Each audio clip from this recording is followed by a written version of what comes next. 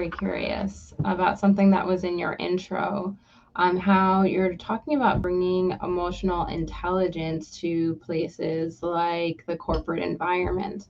A lot of people will say that those two things have nothing to do with each other, so how in the world could you make a living doing something like that? But I'm curious to hear from you about how the two are relatable and how it is that you work with people in that aspect.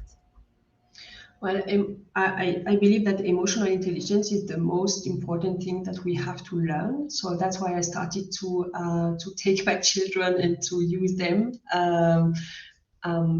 So I think the biggest one was 5, as I started to teach him emotional intelligence and nonviolent communication, meditation. So all is together. It's linked really together. And I believe that if we have a high IQ, so if we are very, very intelligent in math or in stuff like that, it's great. But if you have no EQ, no emotional intelligence, so then you cannot use your IQ anymore. Because the thing is that if you have no control of your emotion, so at some point, then your emotions are going to cut the information to your prefrontal cortex, and then you are not going to be able to use your intelligence. So that means that if you have no EQ, you just cannot use your IQ.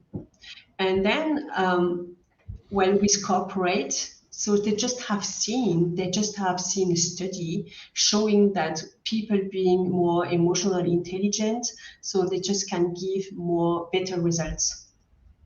And with corporate or with companies, when you speak about results, they are all in.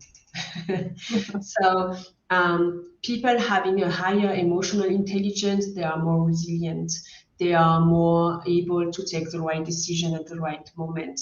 They are usually better leader and manager because they know better how to speak with people. Because emotional intelligence is all about understanding your feelings, about managing your feelings, about understanding the feelings of the person in front of you.